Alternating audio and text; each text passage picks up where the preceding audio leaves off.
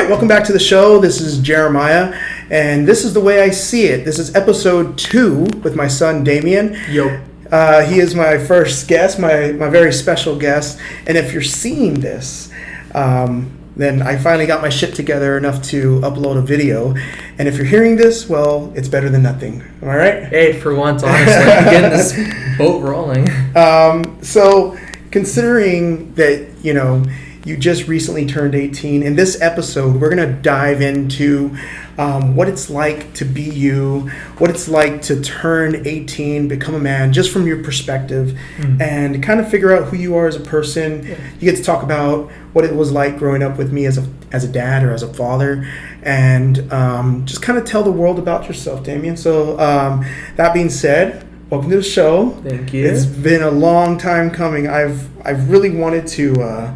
I've been really wanting to do this show with you for years now, right? I was going to say, yeah, honestly, to be completely honest, it's been years in the making to actually get to this point because, God, have there been some technical difficulties. And if I could just lead the way a little bit, because, God damn, it was really difficult to get this started.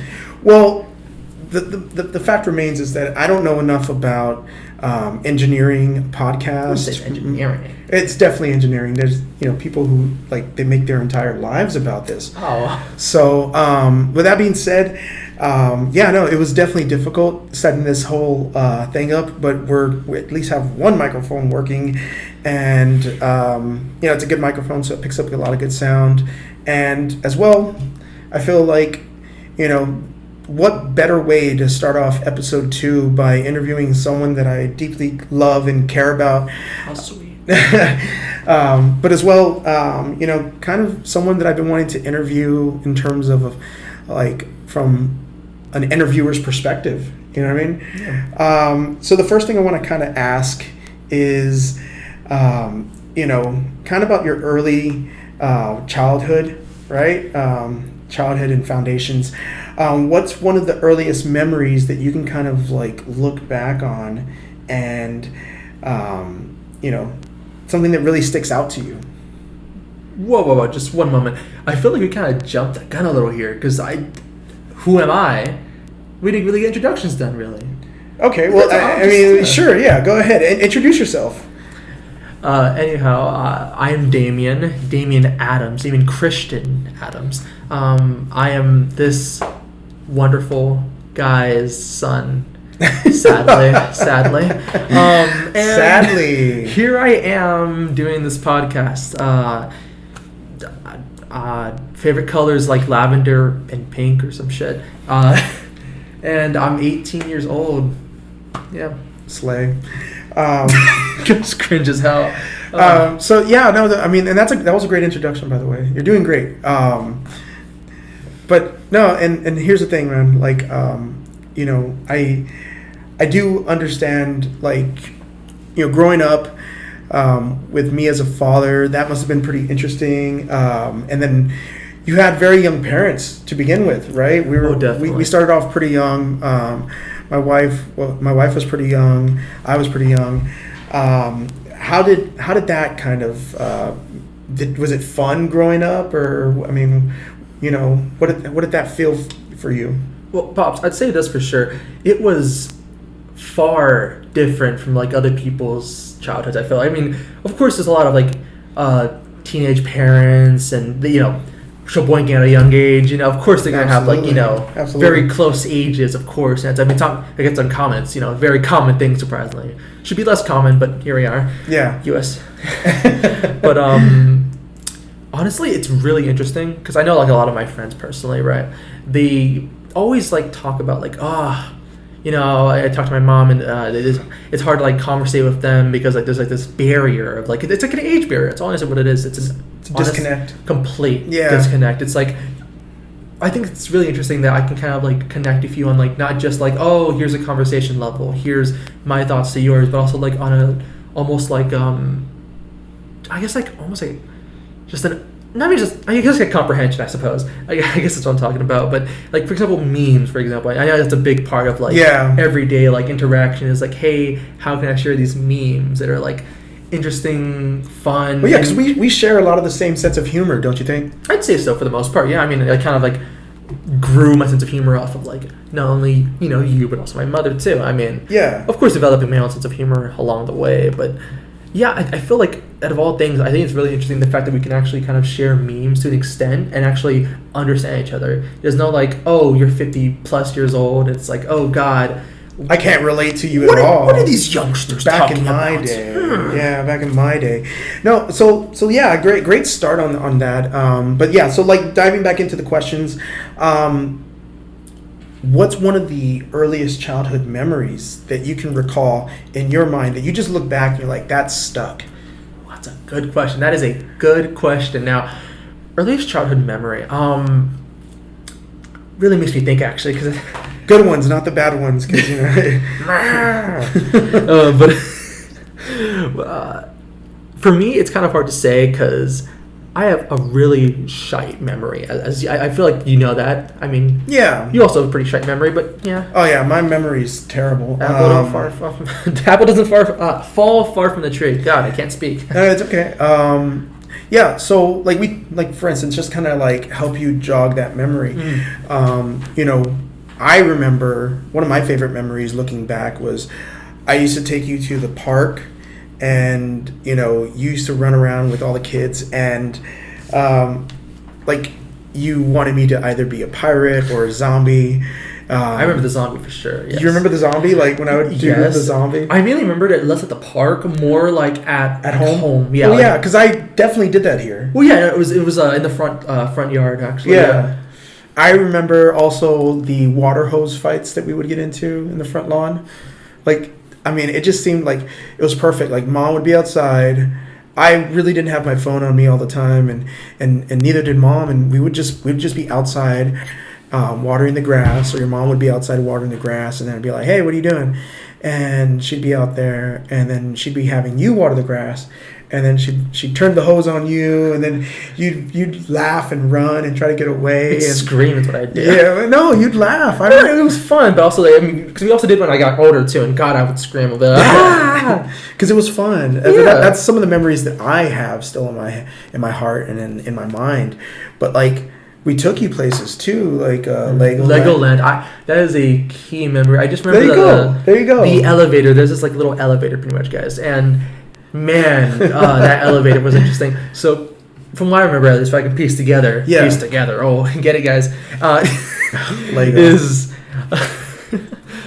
what I could piece together though was you'd walk into this elevator, just a generic square-shaped elevator, nothing out of the blue, except the fact that it had like some like Lego designs, nothing too crazy.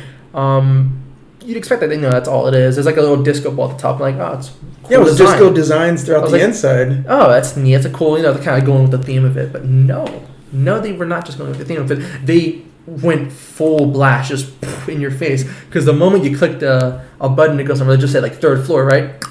Click the button, ding, and then you just go, just like, and then just suddenly disco lights. The disco ball drops down just slightly, and then just.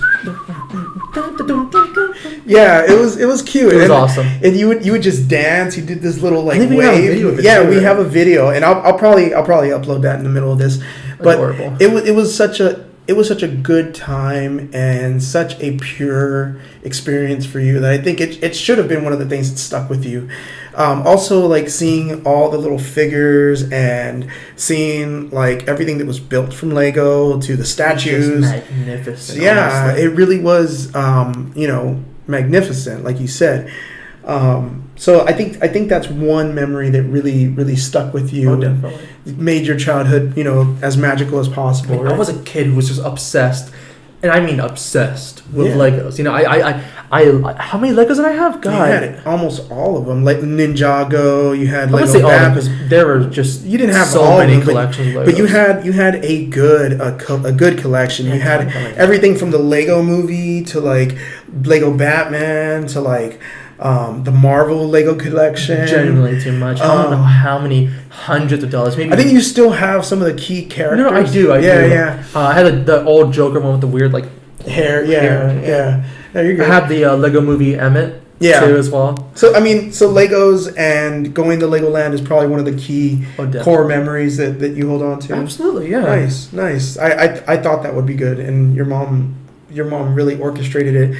I was just kind of along for the ride, but I loved it, and I'm grateful to have been there. You know what I mean? Did she want did she offered like either Legoland or Disneyland? Disneyland, right? Or Disney World. I was not a Disney kid at all. No, look, you liked the movies, but it wasn't something as foundational as it was to your mom and I, which we were Disney kids. We grew up Disney kids, so Disney World meant a lot to us, but we wanted to do something more for you, in the aspect that it meant more. I guess it just wasn't a key piece of me. Yeah, no, and really landing those dad jokes. Yeah. So the next question I have for you is still within the realm of early childhood development and foundation.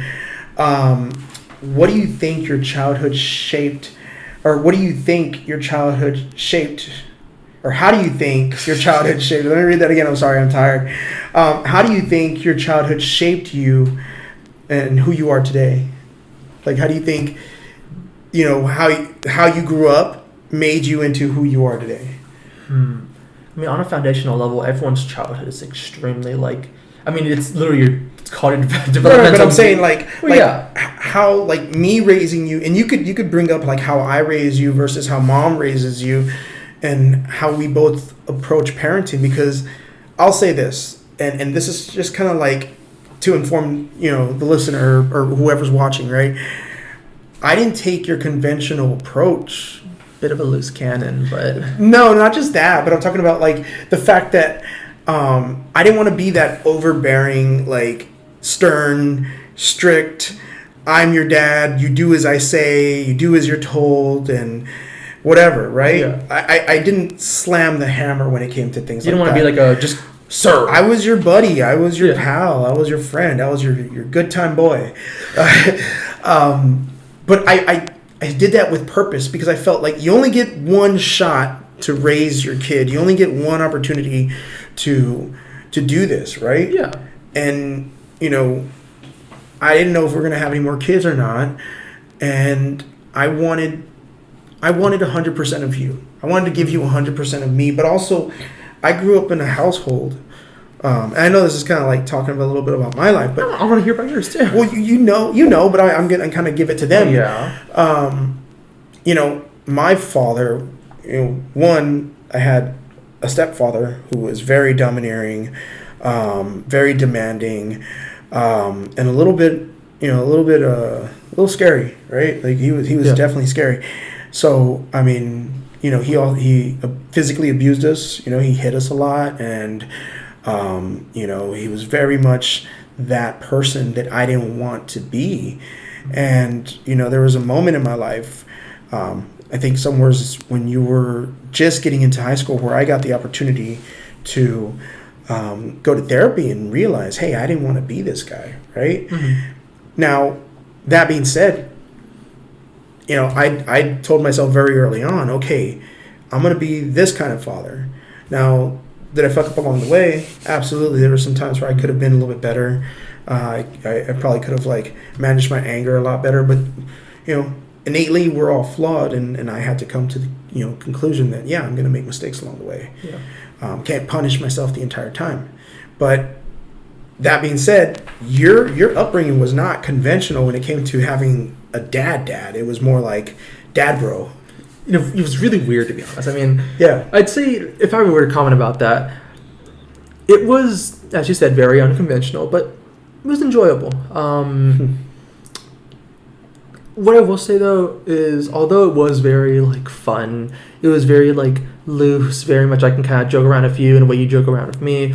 It was, I know, because as an only child, right, which, of course I get that privilege of, hey, I get to have my own room as of right now, currently 2. I mean, honestly, it's supposed to be it's a media room, but there's a computer in there. Yeah, right. But what do you call it? Although I had that privilege of hey, it's just me, it does get lonely at times. I know I felt that a lot when I was younger. Was that general sense of loneliness. I had a lot of issues regarding making actual good proper friends. It was only very difficult for me. I don't know why. I think I do know why. It's a bit of a geek, a bit of a loser. That's not a loser. I know. You're not a loser. I'm goofing. But it's good that you kind of it's good that you kind of get that out there, because even though you may feel that way, it's very much the opposite. You know, nowadays what you do, like gaming, there's a community around that, and it's a community for everything nowadays. Yeah, and that's the beauty of it, is that, like, you know, most of us are self-deprecating, where we see ourselves in this little tiny box when really we're just this spectrum of, you know, different, like, interesting, diverse characters. Honestly. Yeah, and that's where I'm saying it's like, you know, even though you don't fit in one category or the other, even though you don't see yourself as this or that, just know that you don't really have to fit in any box or category, and you're not a loser. I wish, you know, I wish parents would tell kids that more often. I feel like, you know, we get mad at our children, right? Because that's what parenting is. We course correct as much as possible, but then we say stuff that's like, it destroys the self-confidence that you have, and it destroys some of the imagination and the you know, just that little bit of spark that's in you by saying what we say when we get mad. You know what I mean? And I've done it. You've done it. We all have Mom's done it. You know, let's make sure that everybody knows Mom has done it too. But we all do it, right? So, I mean, I think in that aspect, what it's done is it's shaped you into this person who not only is a very, I see you as this, and maybe you can't answer that question because you don't know how it shaped you, because you're still learning about yourself, right? Yeah, I think you're still kind of are. I mean, to an extent, we all kind of are. Especially right now. I mean, 18 years old. It's a big thing. It's a big deal. You made it. You got I'm alive. Yeah. I feel like, you know,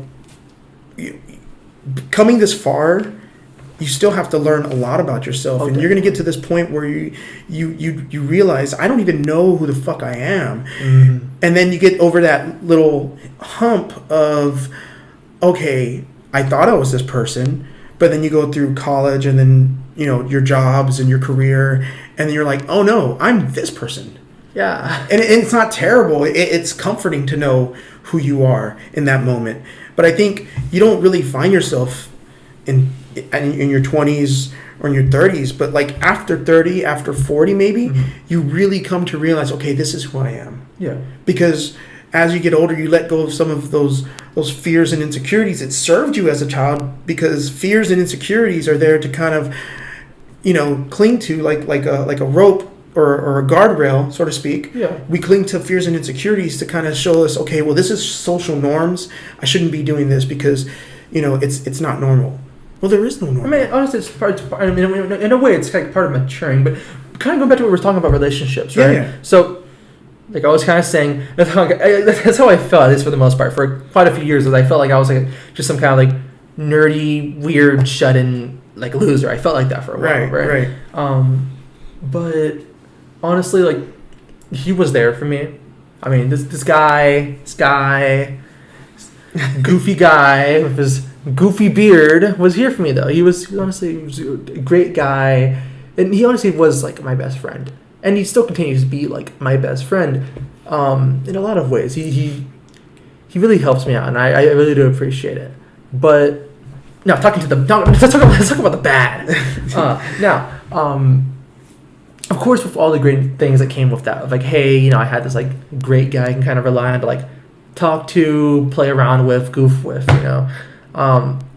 There was kind of an issue regarding like, and I think still to this day it's a bit of an issue regarding like, I guess like finding that like balance between like respect and also like, hey, let's joke around. Because I mean, when you're with your buds, of course there's that general like perspective, hey, you're a person, I am a person, let's respect each other, you know. Right. Of course, with your friends and telling you like to do something was difficult definitely. Because you as a child, like I'm talking about grade school through high school, and now that you're in high school, you're able to differentiate when I'm being dad and when I'm being bud. Not fully, but I'm getting there. Right. But I think you're better at it. That's what I'm saying. Better, I'm saying you're definitely better at differentiating when I'm being dad and when I'm being bud. Yeah. But it was so difficult, and like you were saying, to differentiate. And it was hard to draw that line as a father who was afraid to come across as overbearing, domineering, and quite frankly, scary. I didn't want to rule by fear. I wanted to rule with love. But you have to have some sort of, and maybe I'm saying it wrong, but some sort of authoritative presence. Yeah, that's true. I was afraid to ride that line of authority because I don't like authority. I'll be straightforward with you. I feel like the moment you give somebody else authority, it takes away your own.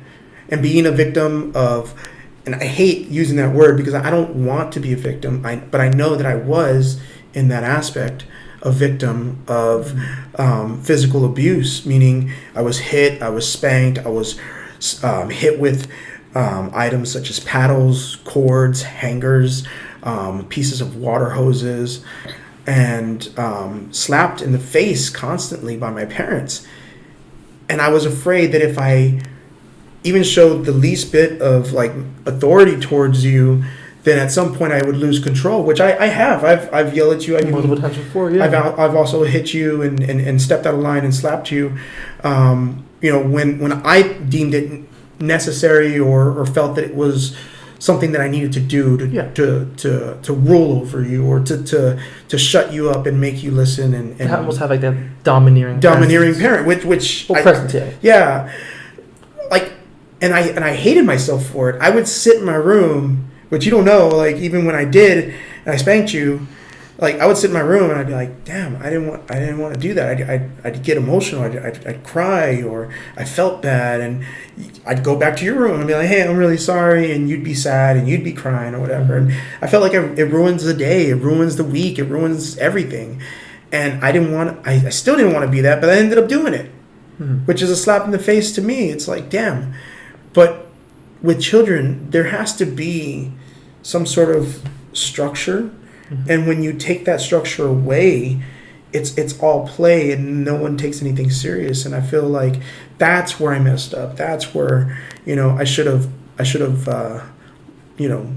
done better, right? Yeah. I mean, also just partially due in part, not partially due in part, but it was due in part to the fact that I'm not very like great with social cues. I've never really been like great with social cues in general. I've kind of struggled with that. I still continue to struggle with that, but hey, I'm getting better. Kind of understanding like the intricacies of like social interaction, how to interact with people in general, crowds, whatnot. But honestly, like as someone who's a bit more awkward, I mean, I'm always very much like boxy with how I kind of have my posture all the time. I'm like standing up. I'm like just stiff as just ever. Awkward, yeah. Just awkward by definition. And everyone is up until a certain point, but I think you really blossomed once you got into like middle school to high school, which that's a lot of people's growing point. But that leads me to my next question. Was there a moment in your childhood where you realized the world was bigger than just your home? And I say that knowing that there was, but also because we never really sheltered you. But what was that moment for you when you realized, oh, there's just so much more to life than just being at home? If you can remember. If not, we can kind of move on to relationship. Because we already kind of answered some of these in just talking. Honestly, we can also just move on, honestly. Okay. Because, like, I know that we took you everywhere. Yeah. We didn't really, like, keep you... Like, between you and I, like... and the listener, obviously, like, we felt if there was something that we couldn't do with you, it wasn't worth doing. Right? Yeah, you have to, and this is where most people will disagree with me, that you have to take time for yourself and your relationship and your own mental health outside of the baby and outside of the toddler, outside of the child, or outside of the teenager. But that also takes time away from you too. And when you're working full time, I feel like, I feel like any time you can have with your family is such... It's so precious. It's such gold that you have to kind of cling to that and hold on to it. And, parties with friends or, extravagant dinners where a baby couldn't be around or a toddler couldn't be around or, anything like that excluded you. Your mom very much felt that wasn't worth it, parties where we would go and drink and most people would go and get drunk. Yeah. We'd just show up for a little bit, make our faces seen, and then get the hell out of there, right? And go do something fun with you. Because y'all are honestly, just by definition, like engrossed with me, honestly. yeah, no, and that's a good thing. It's a good thing. And that's what I'm saying is that like the world was always big to you. It wasn't just your home. It was so much more. Mm-hmm. So that being said, we talked about what it was like growing up with me as your dad.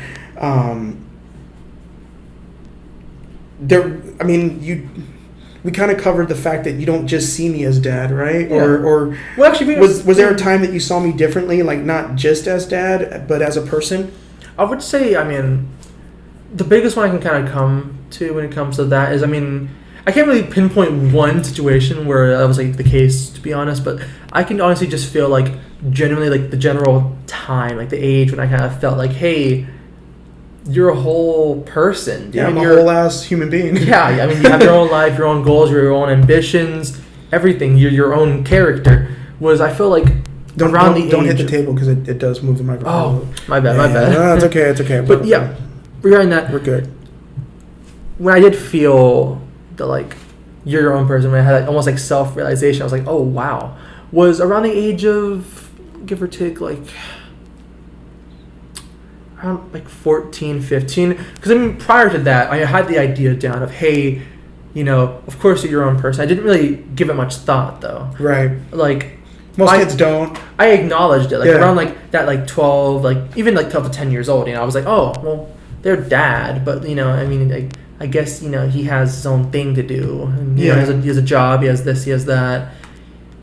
He likes certain things. He doesn't like certain things. I acknowledge it, but I never really gave it much thought. But around like 14 to 15, I kind of started to understand you more as a person. I would say so. Yeah. Almost I understood you more so as Jay. Yeah. Than just dad. Or Jeremiah. Yeah. Yeah.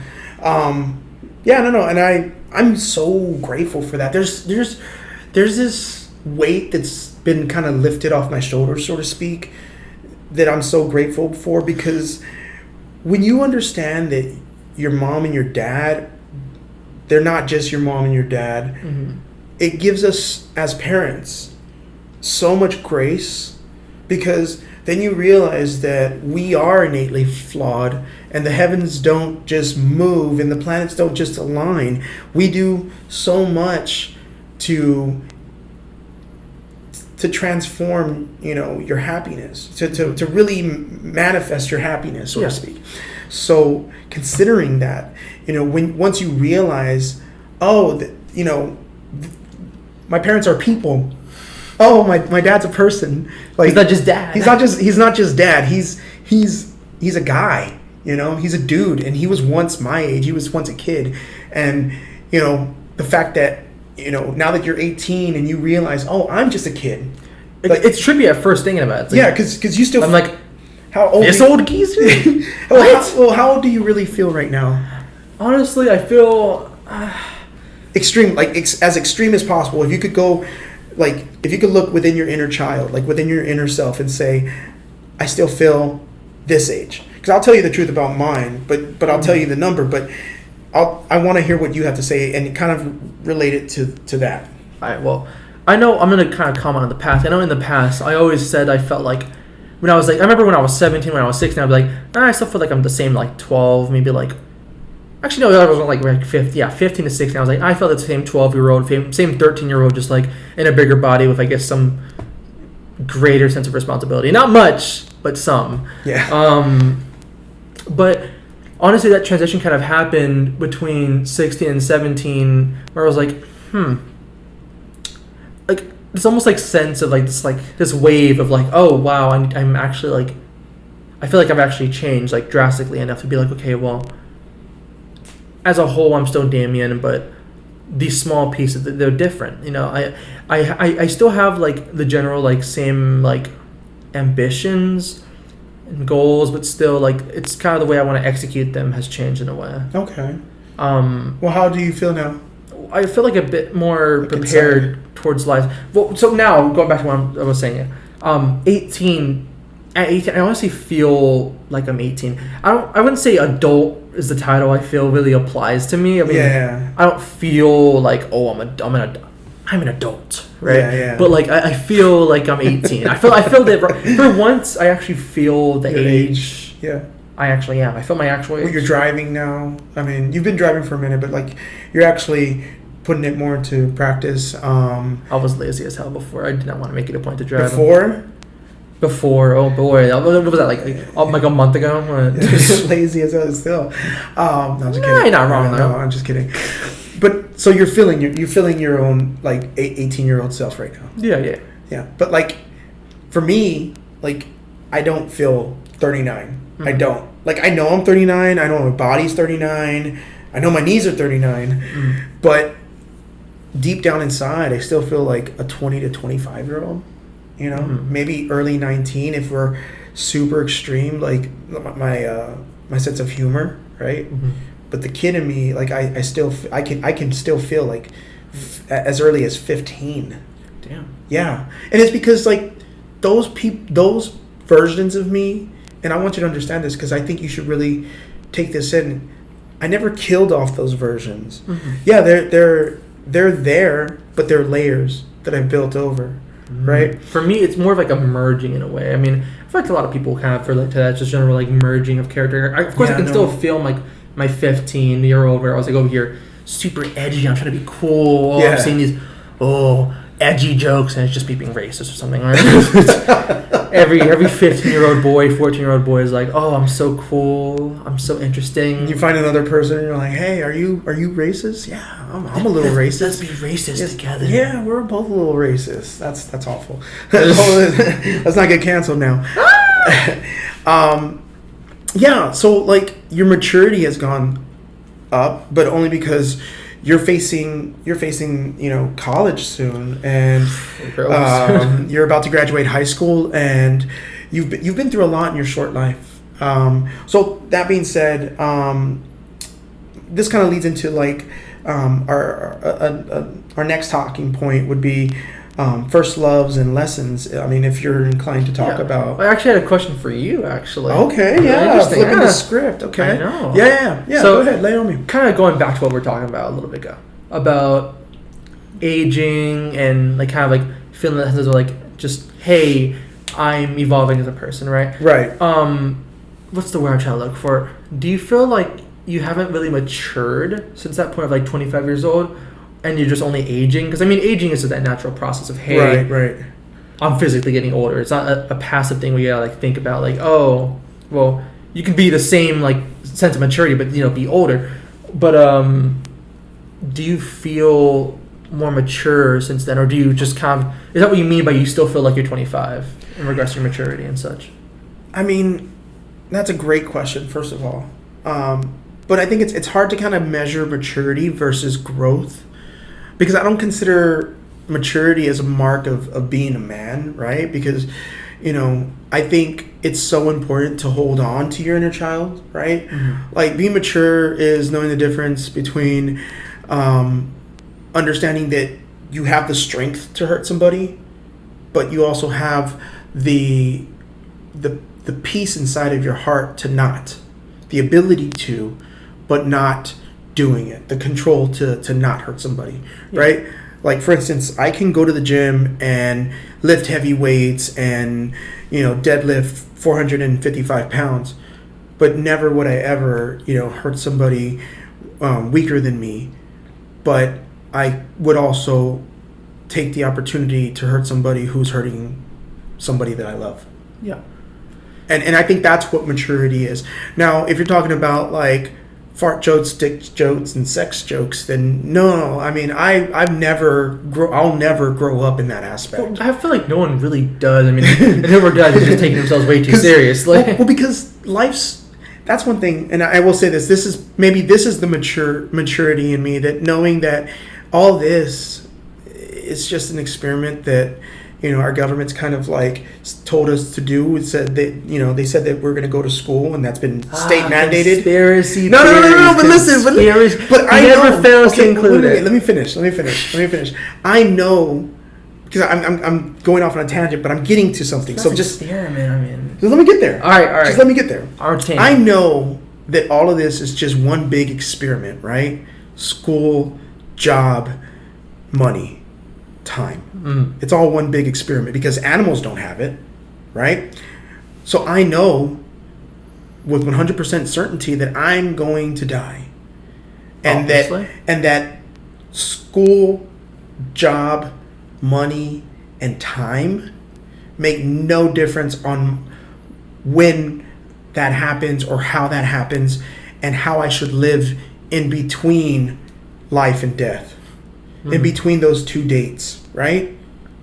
Because I feel that no one's going to dictate what happens to me in my life and how I live my life while I'm on this planet living with breath in my lungs. So that being said, I don't want to ever lose who I am as a person, whether it be bad or good, as long as I'm not hurting anybody. I don't want to lose like the person that I am to, I have to grow up and be this 30, 40, 50-year-old person because societal norms say so. The thing is, I beg to disagree. I beg to differ.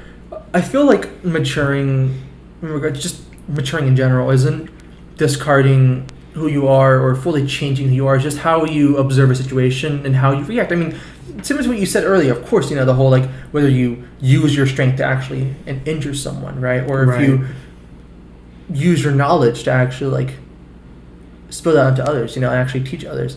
It's about that sense of, like, literal maturity of, hey, I need to think a bit more before I do. Yeah. It's honestly, it's a mix of knowledge. So I think maybe I'm lacking in maturity, but I will say that what I lack in maturity, I make up for in fun. Yeah, but the thing is, I feel like, at least for me, like, I get you. Too much fun can it's kind of a thing if you need some sadness in your dang life. Because, I mean...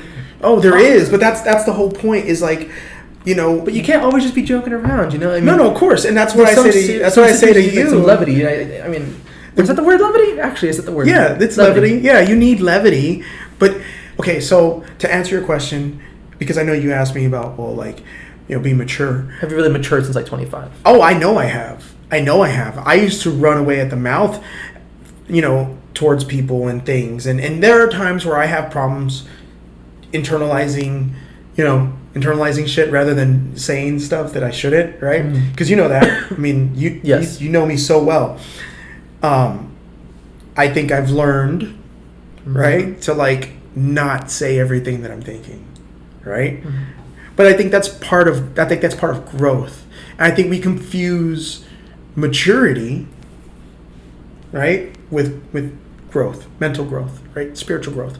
So to answer your question, I do think that I have matured, and I do see maturity as somewhat of a negative thing because you shouldn't lose who you are as a child in here just to grow old.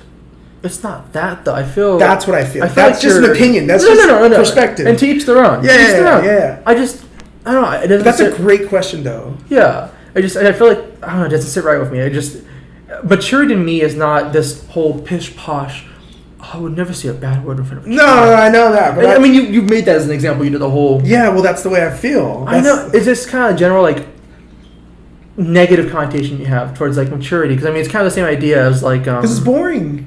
It's boring. The fact that we're going to have to fold it all up and then we're going to have to die. That's only how you see it, though, Father, because maturity I think the way you see it is very important. Well, Father, maturity is also, like, what I'm doing right now, which is taking in information and actually... filtering it and processing it in a way that's actually comprehensible and also thought-provoking too. That's maturity, but is that that's a negative thing? No. This whole show is, I mean, any podcast, well, not any podcast. Right. But most podcasts attempt to, like, have that general sense of maturity. And I feel like you're doing it a disservice. Some podcasts, No. Well, here's what I think. I think you have putting this bad name to it. You're putting this bad name to it. Like it's some horrible thing. Like it's stripping away. Oh, you're stripping away everything involving childhood. But it's about perspective. I think what you need to understand, and correct me if I'm wrong. I'm fine. But I'm saying I think it's just about perspective. But I think it's so good as I think I did a really good job with. And Mom, actually, I have to credit your mom that you have always been more mature for your age. And I've been immature. I think that I am emotionally stunted, and and it comes from my upbringing. So I mean, I don't want to dive into that, but I mean, Calling me mature. Yeah, Calling me mature. I think you can be mature. They don't know you. They don't know you. I have a plush this side right here, just out of view, and I just have it there sitting. A stupid little thing. I'm mature apparently, but here we are. Well, I was immature enough to say that that's childish, and that's not. I mean, to an extent, it kind of is. Because think about it, man. You know, growing up, you know, 16-year-olds to 18-year-olds didn't walk around with plushies like that. Well, hell no. No, you'd get ridiculed and you'd be called a baby and lynched. Yeah, no, for real. So anyways, okay. So getting back to the topic, because you know, I don't want to lose track here because we're actually right on point. First loves and lessons. So do you remember your first real crush or love, and what was the experience like for you? You know, and what age was this around? I'm not going to say names per se, just That's for the fine. sake of confidentiality and just general like respect. Yeah, absolutely. To an extent. Now, as a young, I'm going to kind of just reel it back a little bit, kind of just get this general perspective. Well, obviously, of course. Yeah. Now, as a young kid, I didn't really, I mean, I did somewhat hope for the idea of, oh, maybe one day I'll get with someone, right? Now, the thing is, I never really, I guess, pursued it to an extent. I never really had this like, oh, I need to get someone. I need to get someone. Yeah. So I kind of just relied on like, hey, I got friends to talk to. What's the point of getting like some? Your parents love you. You got both parents. Exactly. I'm not like a weird Batman. Yeah. Batman, but poor. Bruce Wayne. I wouldn't say poor, but anyways. So I mean, you weren't lacking in that area in terms of like needing to fill some sort of like emotional hole in your life, right? Well, yeah, no. I feel like I kind of had that for the most part, but of course, when I was younger, I was like, okay, well, I might as well, try to have a relationship. So like around like 6th grade-ish, I know I tried like, I didn't know, actually it was 7th grade actually. I tried like dating this one girl. Didn't go great, surprisingly not because of the fact that like I sucked at it. I mean, I did suck. I was pretty dang bad. But because of the fact that like it just weren't very compatible, and I'd have to figure this out again as I tried dating that same girl in high school. That was a fun experience. This year actually, that was something. That was something. But honestly, I'd say my actual like first like real like true like crush, or I guess true love would be the word. True right? love, yeah. That's what. Because I mean, I feel like, of course, some people have, and some people are like very much like, hey, even at a young age, like like even just middle school, people can get into really serious relationships, right? I mean, that wasn't the case there. I was kind of just like, oh, this girl liked me. Let me roll with it. Let me roll with the punches, I guess, right? Less punches, more like I guess flow with the water. I don't know. I'm bad at analogies. Always been, always will. Keep it rolling. Now, where was I at again? Oh wait, I was at first true love. Yes, fairly recent actually. It was around 10th, late 9th grade, early 10th grade. Almost a year and a half together, right? Yeah. Now, big thing was like I don't know. There was just something about this girl I just found like entrancing. I was like, wow. I was just dumbly in love, right? But honestly, it was a good relationship. I feel for the most part. It was a little difficult at first, kind of going about with it, but as love is, love is. There was some like interesting little like intricacies that were kind of like difficult to kind of like navigate, work through and navigate. Yeah, it's a good word. Navigate's a good word. Yeah, I mean, there's a lot of like small things that were just kind of like also like abnormal as well from like other relationships. I mean, I can't really say for sure, but like it was definitely an interesting relationship. Well, what did that teach you about yourself, and what did it teach you about relationships?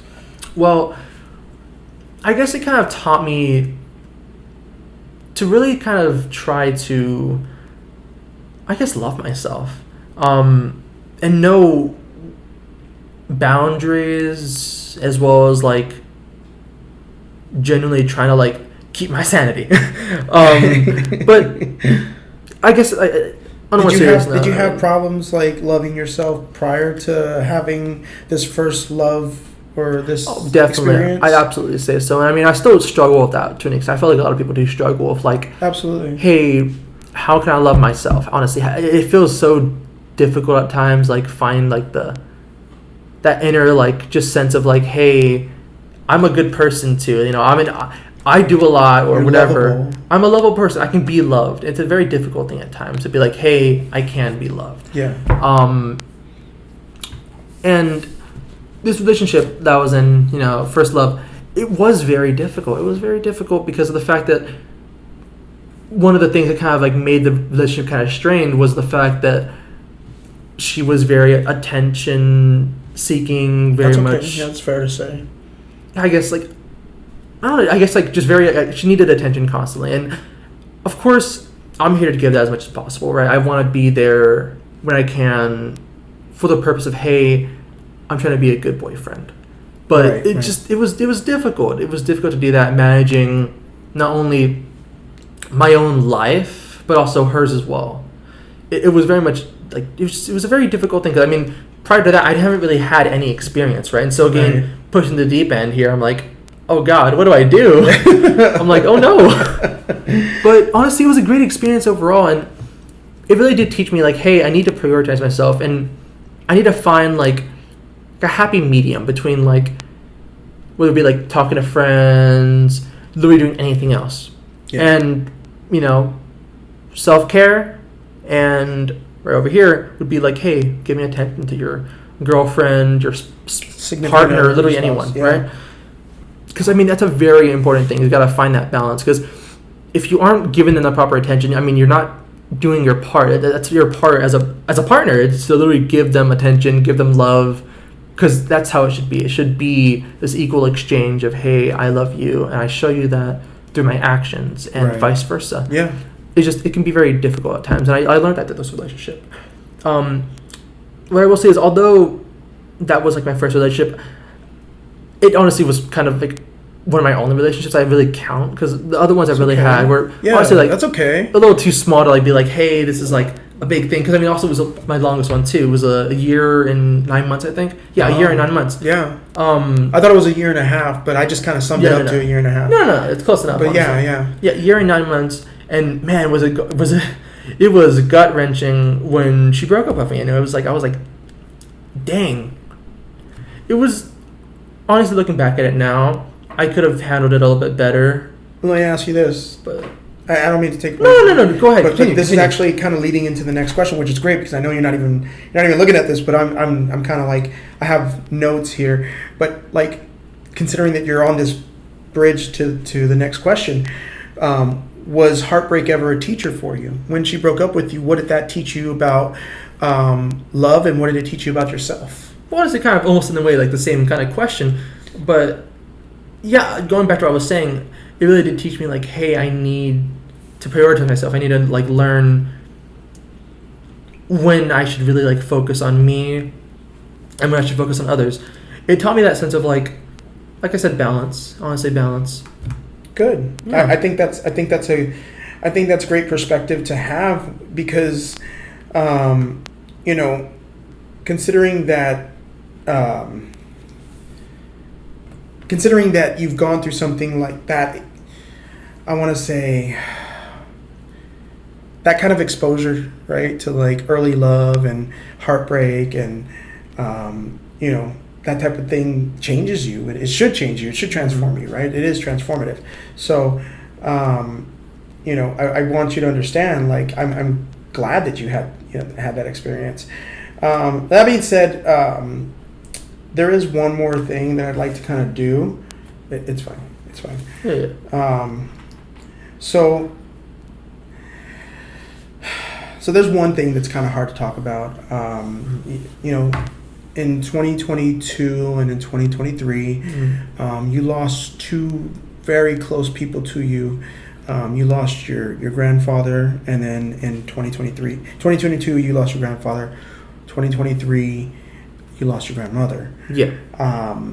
And from my perspective, I lost my father-in-law, and I lost my mother-in-law, and it was a completely different experience for you than it was for me. I just kind of want to know, to you, obviously it was very painful to lose them, but how did it feel, if you can kind of dissect that? And what did that feel like to you? I think a good way to start off is actually I want to hear how you felt about it as their son-in-law, right? I feel like that's a really good way to start off this question, because I feel like it's almost like a comparison to everything. Yeah. So I'll tell you. I want to hear from you. Yeah. I mean, not like you don't know, but well, yeah. I mean, I've known these people for years now. I got to watch them, start off as strangers who were accepting of me, right? And they accepted that I loved their daughter, and they accepted the fact that we were having a baby. And I think, through that acceptance that I constantly was looking for, not having, my father of my own. I had a stepdad, but I knew that my real dad didn't love me because he didn't want to be there in my life. So my biological father couldn't be there, didn't want to be there, so on and so forth. But, your grandfather, that man cared for me in a way that was very much like my own father. He cared for me like a son. And even though my stepdad was there to try to do that, I had never seen what it really was like to have somebody who not only was a real man to step in and step up and teach you, but also guide you in a way that was both straightforward and caring, but also with a firm hand. You know what I mean? Like a firm guiding hand. Yeah, a firm guiding hand, I would say, because he wasn't your average big old machismo guy, but he also had a lot of love in his heart. He just didn't know how to be, what's the word? He didn't know how to be like vulnerable? Vulnerable, yeah, thank you. He didn't know how to be vulnerable, and because of his own upbringing, being vulnerable and allowing yourself to show vulnerability, that was weakness. He didn't allow himself to cry in public. He never showed any kind of weakness or vulnerability to other people around him. And you would tell this man, "Hey man, I love you, and he was like, "Pasiwate," he'd say, "No, behave," So it was very much that don't show your weakness type of thing. Yeah. But also, I know that he taught me some things, but in return, I felt like I taught him, how to be vulnerable, how to show that weakness, and that it doesn't make you weak to show that, right? And we learned a lot from each other, and it hurt to lose that person. Now my mother-in-law, on the other hand, she was the sweetest, kindest person that I could think of, and even though no one's ever perfect, I feel like she was as close to a perfect mom or perfect mom figure that one could get or one could have when she was mentally there. When she passed away from dementia or Alzheimer's, it tore pieces of herself away, and it was very painful being present through all of it, seeing my father-in-law die from cancer and see a man waste away to skin and bones, and then seeing a woman who was mentally strong, mentally capable, slowly unravel into this person who was not herself. And the hardest part of all of it was witnessing that, not having the power to step in or to stop it, and watching your heart break and watching your mom's heart break and the people around me, and how it tore family apart, how people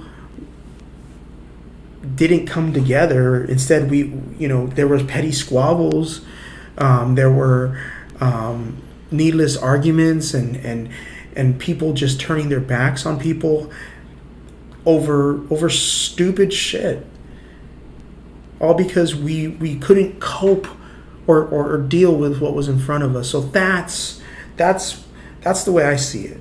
Yeah. That's the way I witnessed it and felt it and went through it, because the hardest part was seeing the family that I come to know, my family, as my family, just be torn apart. And that's what I mourned. That's what I lost. Not just my father-in-law, my mother-in-law, but I lost my whole family.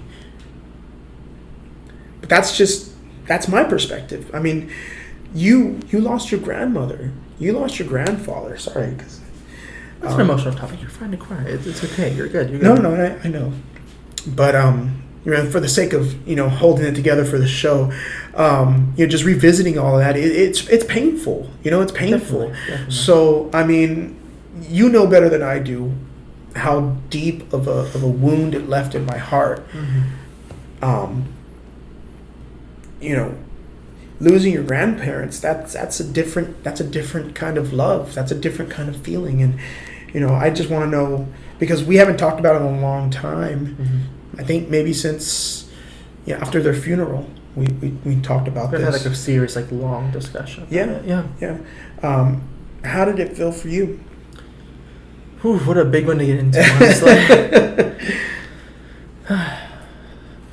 How did I feel? Honestly, it was, I think the best way I can describe it was just shocking. It was a complete shock to me.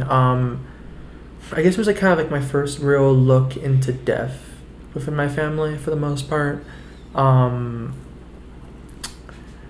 There was a lot of it made me really think, not only just about the situation, but also about almost regrets, but mainly it made me kind of look for myself. It was very much a moment. It was a moment in time where I really felt like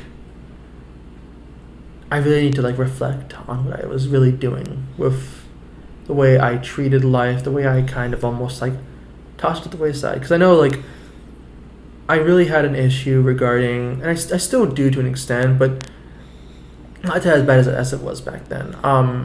I would really rely on just games as a coping mechanism, as I was able to talk to friends and I could kind of just ignore the situation in my own way that made me feel okay, made me feel stable. I know for me the biggest, kind of just going back a little bit before then, but still connecting together, my first real look at death was through one of my best friends, Ethan Martinez. I'm going to say his name just for the sake of, I think he's a beautiful, wonderful, amazing person that honestly was just fantastic, and I loved every moment with him.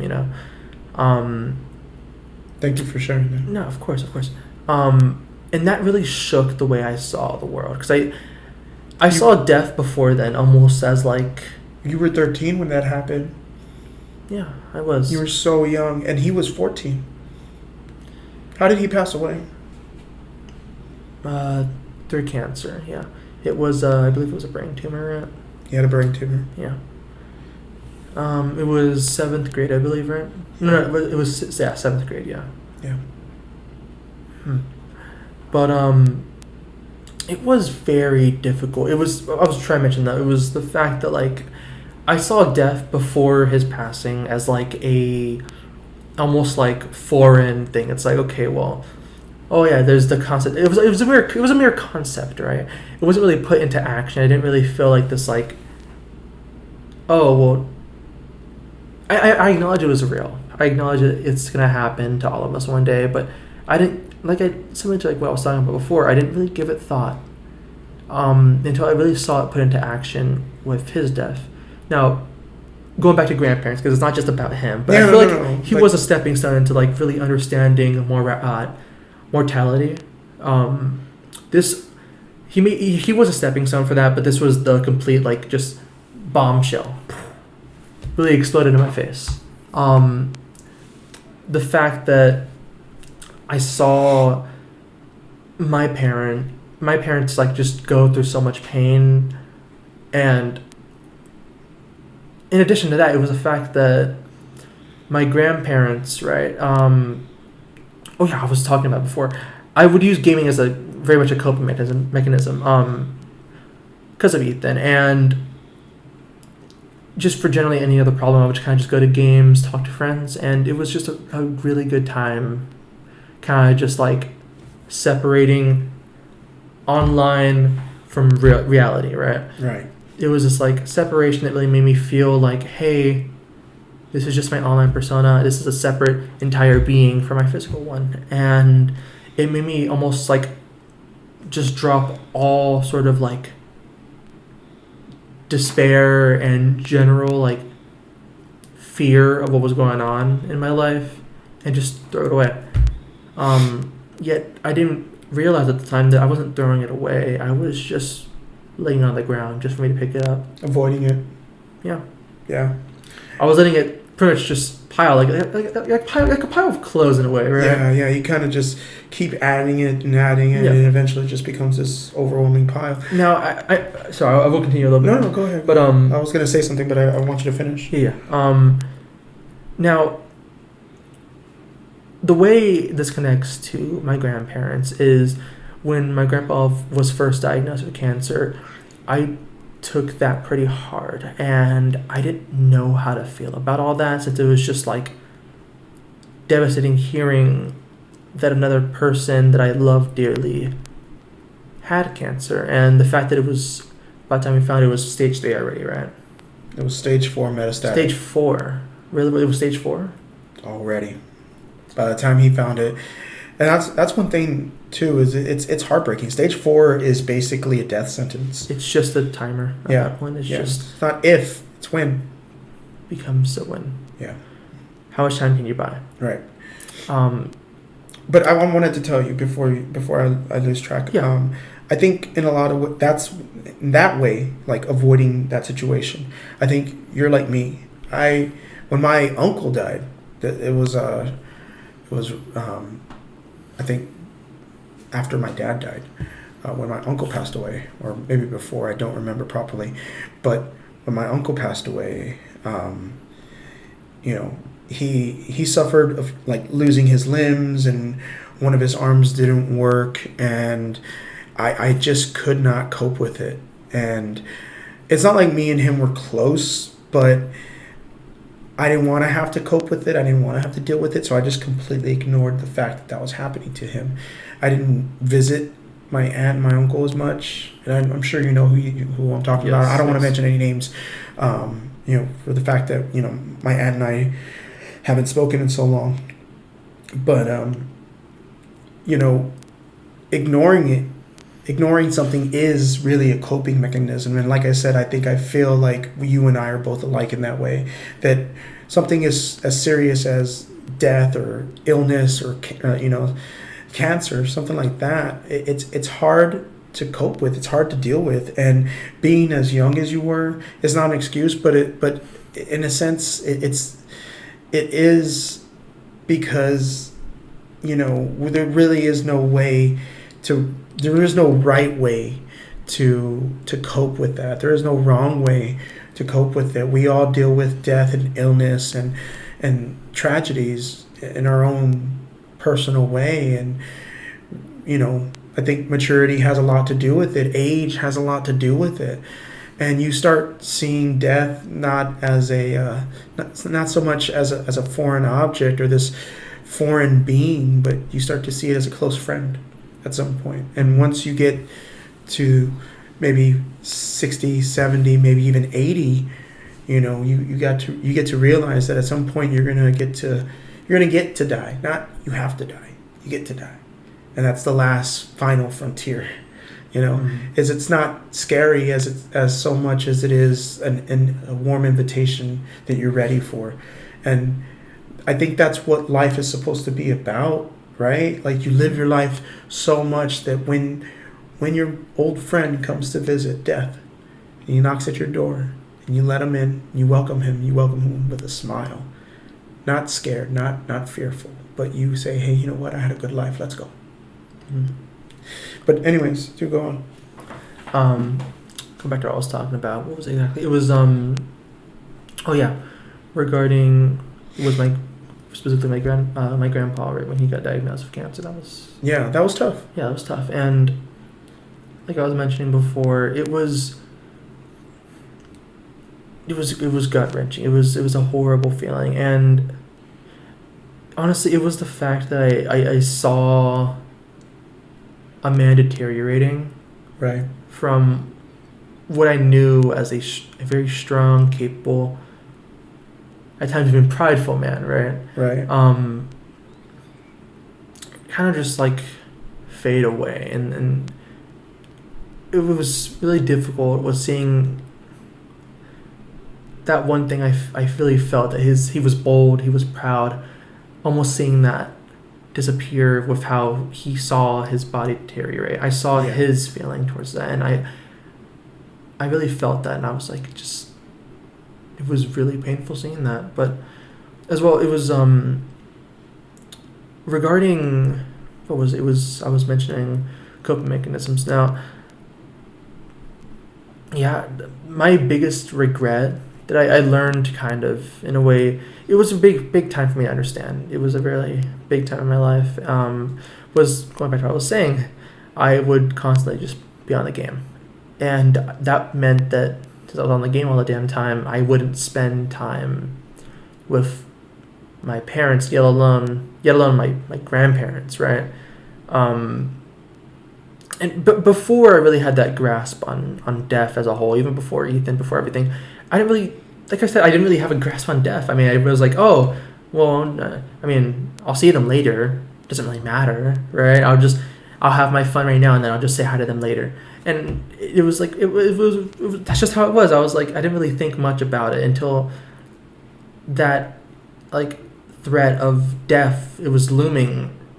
And I was like, oh, wow, this is very much real. This is very much a real thing that's happening. And it was honestly like reality mending. I think in a lot of ways you were in denial. Oh, definitely. That's part of why I was running away, is I felt so scared of the idea of death. I didn't want to admit that there's a high chance, not even a high chance, there's a guaranteed chance my grandfather's going to die very soon. Yeah. And so I ran away as much as I could, and that's okay. That's okay, because we often run from things that we're scared of, and there's no shame in running away from something like that, considering that, you were so young, and now you're not going to make that same mistake. It was an experience to grow from, honestly. Absolutely. And I think that's one thing that we don't think about enough, is that every experience with death, whether it be your aunt, uncle, brother, sister, mom, dad, or best friend, you should really be introspective. Mm-hmm. You'd be doing a dishonor to anybody who has died to not look within your own self and say, how do I learn from this? Because for God's sakes, an entire life has come to a screeching halt. And not only do you want to honor that life, but you want to appreciate your own. I mean, that's the one thing I want people to understand, is that when I die, right? When I cease to exist, mm-hmm. It's not about the person or the body laying in the casket. It's not about the movie that plays on the screen, or the pictures that people have of me, or whatever memories that are left behind. It's about what your life means. Mm-hmm. Because I'm no longer there. I'm no longer part of your life. Yeah. I was part of your memory. Just from where I feel like a sneeze coming on. Oh, Sorry, you're fine. Little bad timing there. That's okay. If you have a very, very deep, like, emotional, like, hey, and I'm over here like, oh, I feel like I'm gonna sneeze. Sneeze if you need to. Ugh. God, these allergies, man. I'm just feeling stuffy. That's okay. That was getting deep. But that being said, let me ask you this question. Sneeze when you need to. Yes, sir. what do you still carry with you from your grandparents, and like what kind of stories, lessons, or even regrets? I think we kind of covered regrets. Yeah. What kind of stories or lessons do you have? I'd say coming from that regret was yet again that introspectiveness, right? That need to look inward and really examine my life, right? Yeah. I mean, I feel like that comes with, like, just death in general. Like, when you experience death, it's like it's just a real experience. You can't help but want to look inward. You're like, okay, well, I'm gonna die, so how is that gonna work with my life? How is my life going right now? Am I really on the path where I want to be? Yeah. Right. Yeah. As well, I feel like in general, though it was like very much, it is a trauma that I feel, right, and it is trauma as is. I feel like it was very much needed in my life to feel that trauma in a way. Absolutely. Of course, it's not great that happened like that. I would prefer much more, kinder death. But still, with that trauma comes this like sense of like understanding, this sense of growth and maturity as well. I know it made me look back on the man that was my grandfather and the wonderful lady who was my grandmother, and think about, well, how did their lives go? Where could I learn from, right? Yeah. Now, I don't want to like spill too much, but I know like one of the major things that really, it was very preventable, right? Absolutely. For my grandfather, at least, it was a very preventable death, literally. Had he gone to the doctor early enough? The doctor said something about like it was like what, like if he just went like 8 months earlier, right? Yeah, he would have caught it a lot sooner, and it would have been treatable. He could have eventually saw remission. It was a treatable, like a very treatable cancer. Which one? Right. I mean, it was like the glands. No. It was prostate cancer. Prostate cancer. Yeah. Prostate cancer. One of the most treatable cancers. Yeah. One of the most curable ones. Oh yeah, not even just treatable. Curable. But yeah, I think there's a lot to learn from that, and then as well, losing your grandmother the way you did as well, seeing her slowly slip into senility. I think also, like I think you were off in Washington at one point, but we'd have to go and find her in the morning, or she would walk off in the middle of the night, and she would say things or do things that were just completely unlike herself, and it tore a lot. It tore up a lot of our memory of her. Like it just she was just unraveling as a person, right? Mm. Like the strings were just coming loose. But that being said, I kind of want to ask this one thing: Has grief changed how you look at life at this time, or do you feel like it's changed the way you looked at life and the time you spend with the people around you? I'd say definitely, yeah.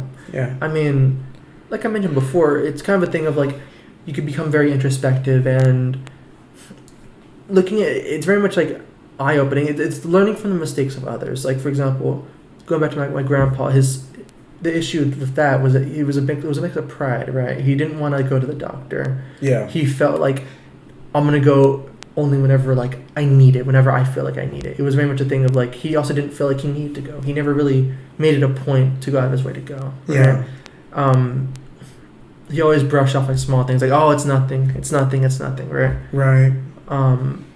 And that honestly opened my eyes to, hey, I need to be more aware of my health. Absolutely. Because I know, like, I've never been a sports kid. I'll say that right now. I know it's a very controversial thing. Oh, especially in the Texas. nerd doesn't like sports. How unheard of. But yeah, I've never been a sports fan. I've never been. Oh, I think I'll scooch in here. Oh, let me hug this guy, or else he's gonna cry like a baby. Anyways, go on. But yeah, I've never really been all for like sports and such. So I haven't really had like a very like active like heart health or just any like sort of like activity. I've had a very sedentary like lifestyle for a while now, right? Playing games, sitting Playing down in front of a games, computer. being fat, eating with the chips. Stop. I was a chunky kid, and I still kind of am. I got some chunk, but I'm looking better. But anyways, It showed me I need to like honestly like take care of my health, and like same with my grandmother as well. Part of the reason why she even had dementia was because she just didn't really exercise her brain in that function. She just brain, diet, everything that goes into heart health, mental health, diet, exercise, and just general using your brain on a daily basis. It was almost like reading, like puzzles. slothfulness almost, and it's very much like key things that I need to take. But that sloth, and I'll tell you this, that slothfulness also feeds the depression monster, which also feeds the sloth. It's a vicious cycle. Oh, absolutely, and we saw that. Yeah, because she did suffer from depression, and I will say that, you know, taking care of your mind is first, taking care of your body is second, and if it's not second, then taking care of your body is first, and taking care of your mind is second. There's no two ways about it. You have to either take care of one to take care of the other. So I think you're right on that. I think you definitely should take care of your body, take care of your mind, and I think you got the right idea by looking at that and learning from that. And I think they would want you. I think your grandparents, if to serve their memory and to make them proud, I think they would want you to take care of yourself. Mm-hmm. If I had to call... If I had a telephone and I could call to heaven and ask them, what would you want Damien to do? I think they would say, hey, make sure he takes care of himself. So I think that's good that you learned that on your own. Yeah. So I didn't sit here and teach you that. I didn't tell you that. I think that's something that you should, take from all of that. Yeah. Now, I'm going to skip over a few things here and just kind of get into some better details. Yeah, we kind of are like approaching that time mark, right? A little bit. I mean, if we have to cut this into two segments, then we will. Yeah. But we're about an hour, 17 minutes in. Yeah. So, I mean, we're definitely over the hour. Yeah, we can make it like an hour 30. Yeah. It's fine. Okay. So, high school to college shift. When do you think back on high school? What moments shaped you the most? I know you had a lot of wonderful moments. You got to be a mascot at one point. It was very fun. You got to help some of your younger students. You made your own club. Tell me some of the key things that shaped your experience in high school and going into college. What changes and differences you want to make going into college? Well, I want to point out the couple like biggest like changes I feel they're just gonna be the most massive like shifts is, I guess, well, of course there's the education aspect of, hey, it's gonna be a little bit different, but for the most part I'm in this program is like IB program, it's nerdy little program, real nerdy. IB, what does that mean? International Baccalaureate. For people who don't know, International Baccalaureate, and what does that basically mean? It's like near college level courses. I think they actually are college level courses pretty much in regards to like their rigor. It's just a bunch of exams, a bunch of bullshit, a lot of stress, unneeded stress. But yeah. It really prepared me for college, though. They have me writing a bunch of like essays, and it's exhausting. It's so exhausting. Here I am. Here I sit. Yeah. Yes. No, and you've overcome it. I mean, you're in your senior year, and you're about to launch forward into your new life, college. Yeah. But going back to what I was saying though. Yeah. I think the biggest change by far is going to be not just the education aspect of it, because they're already pretty similar in terms of like rigor, but definitely, and I mean definitely, size of the school. Right now. Do you want to say what college you're going to? Do you want to do that right now? Don't worry. This is. I'm not like. I mean, so I had like two options I was really looking at. It was Juniata and UTSA. UTSA, it's a really nice campus. Juniata. Yes, Juniata, all the way in Pennsylvania. It's really nice college. It's mini Ivy League from what I hear. Is that correct? No. That's the other one, Father. That was Haverford. Haverford. Shame. I got rejected from it. No, it's okay. A little upsetting, but it's all good. It's all Okay. good. Rejection's part of life. We're learning. Exactly. But I didn't know that, but UTSA is probably what your top choice right now. yeah, just overall, because in terms of like just expenses, everything, it's in a nice middle ground, and like I know I got a bunch of stuff like my braces, for example, right? It's a whole other thing I gotta worry about. But it's just overall small mini things all combined. Like, hey, it's probably better off to go here for UTSA. Just They have pre-vet. Yeah, I mean, they still have like, the stuff I need to go for because I'm trying to go for veterinary. Now you expose that about me. Well, I kind veterinary. of wanted you to kind of put that out there as well. So your passion is animals. Your future is set on becoming a veterinarian. It's gonna be a tough journey. Yeah, I mean, expand more on that. Like, let me ask you that. Like, so, what made you want to get into the veterinary study? You know, that kind of field.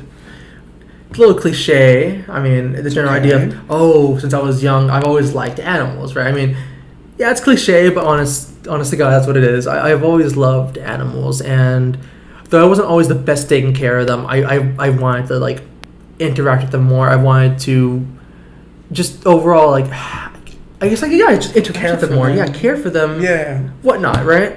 And I feel like this is the best way I can really kind of like still have that interaction on a daily basis while still also like maintaining a good job position where I'm actually making a lot of money for the most part. You know, like for veterinary professionals, they make between somewhere around 80K to like 100K per year. That's pretty nice numbers. Yeah, those are good numbers. But not just that, it's the fact that I actually feel passionate about it. I actually love the idea of actually like going to the veterinary field. I think that's a wonderful, amazing thing. I just think it's awesome. I don't know how to describe it. I mean, I'm at a loss of words. Excited, yeah. It's awesome. It's awesome. Yeah, and that's normal. So, that being said, I know the other part of that question was, what are some of the moments that shaped you the most in high school? The thing is, I was trying to get to it though, just the class size. Yeah.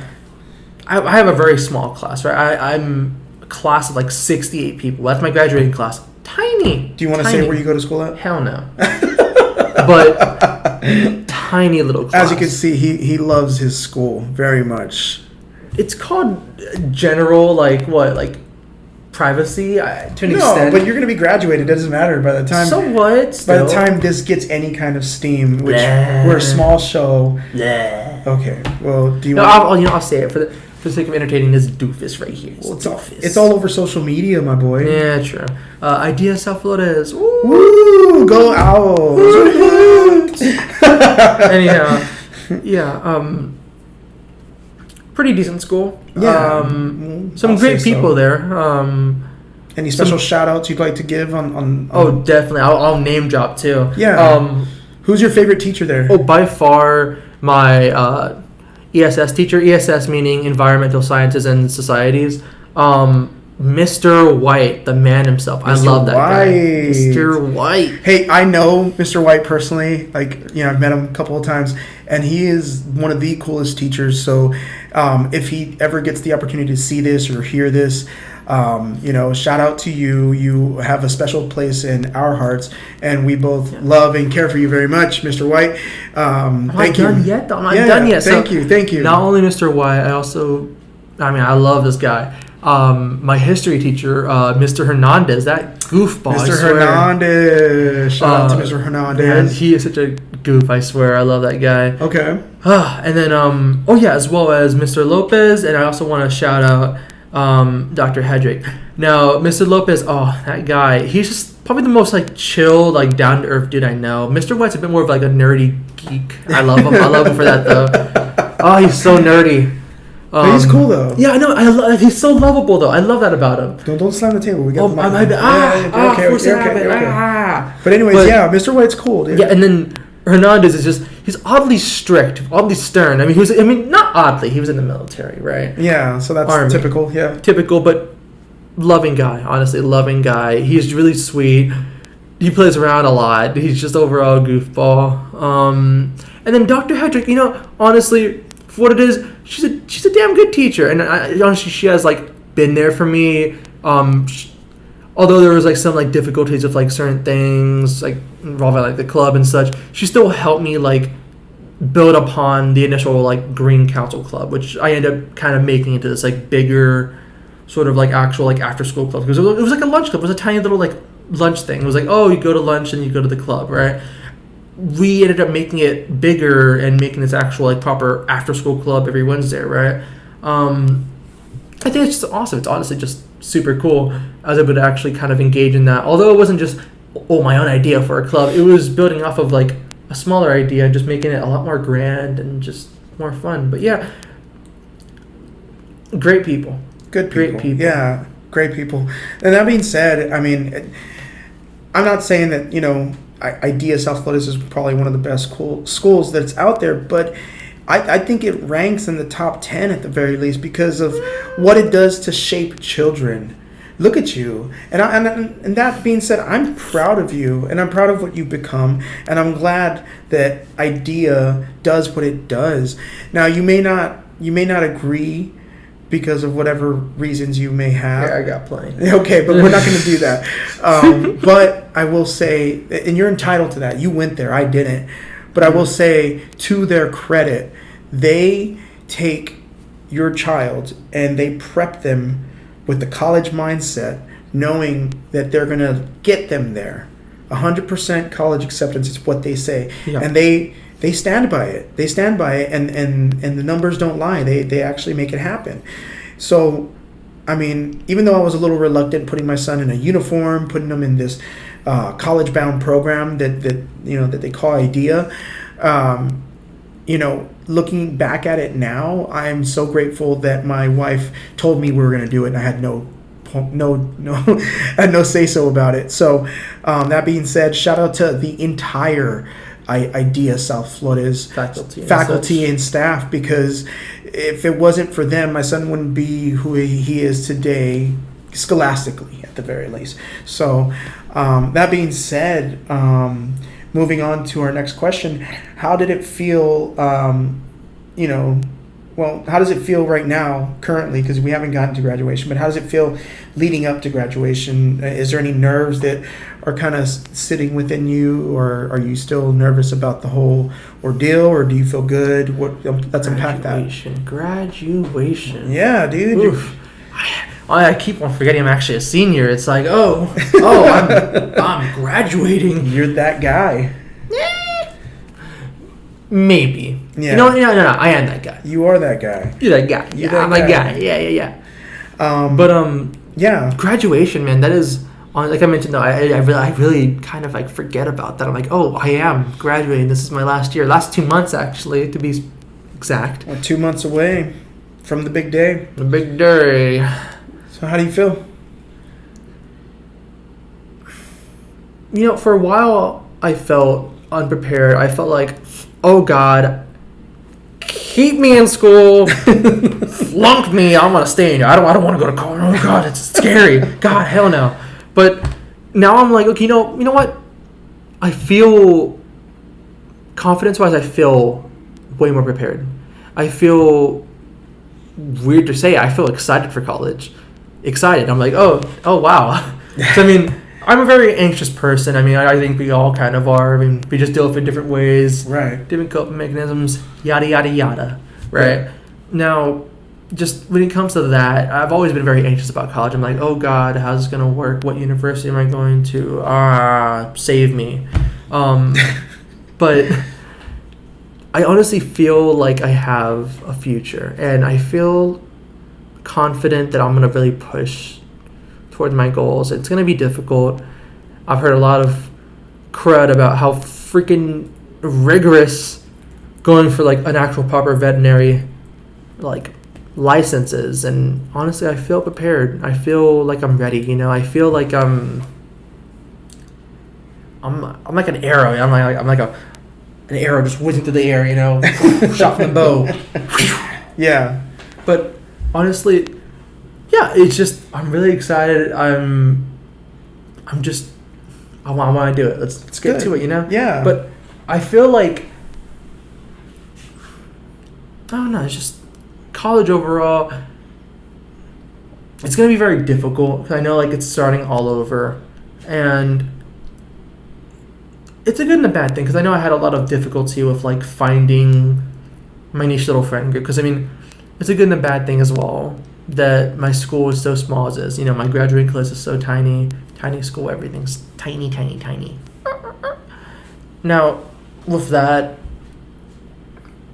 it was difficult making friends because everyone knew each other, and if you got on the wrong side of one friend group, like how I did, for example, it made it so difficult. I mean, so difficult to really branch off from there because it's not like you're just like a small speck in this like grand class of. I mean, how many people were in your graduating class? For God's sake. Oh, I don't even remember. Thousands, right? But like, I mean, yeah, but that's some of the silly stuff that you don't really have to worry about once you get out. Exactly. Yeah. And I was trying to mention as well. It's just the fact that like I'm starting anew. I don't have to worry about like my current reputation as hey, I'm this person. This is who I am to others. I'm a blank slate. It's a new start. Yeah, I get to really make myself, you know? And yeah. people don't know me, and I'm excited for that. I'm excited to really push this 18-year-old Damien into this like fresh new world, into other people's like almost fresh new perspectives, and I think that's excellent. Yeah, and I think we can honestly wrap this up right here. Yeah, we can save these extra questions. Yeah, we can always come back to these later. Yeah, but I just want to say second cameo. We can always come back and do new stuff, but I just want to say, like, I am extremely proud of you. Thank you. I'm extremely proud of you, son. And I feel like that, I mean, you're going to do great things in your life. There's this big future ahead of you. And, you know, hopefully there's a big future for us, right? But also, you know, I'm always going to be here. You know what I mean? Yeah. And if you need me, feel free to reach out to me, man. But that's something that I've been wanting to say. And I say it a lot. I know I say that I'm proud of you, but, you know, I just want the world to know how proud I am of you. Yeah. And this gives me the opportunity, this gives me the platform to show how proud I am of you. And I think if you have someone in your life, someone that you love, someone that you care for dearly, you need to make it known. You need to show how proud of them you really are in this world. And that's the way I see it. Mm-hmm. My name is Jeremiah. This is my son, Damien. Hi. And thank you for listening to this episode about my son becoming a man and how proud I am of him. Talking about episode, man, how long is that? An hour 32? Y'all ate with this one. Yeah, no. Beast. I mean, you gave me a lot of good shit to put out there, a lot of good content. But thank you for listening once again. Thank you for taking part of this, Damien. Thank you for having me on here after so long. I love you, son. I love you too, Papa. Bye. Take care. Peace.